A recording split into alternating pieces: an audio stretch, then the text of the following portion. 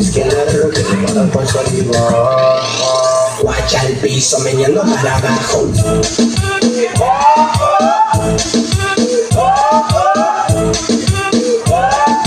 Guacha el piso meneando para abajo.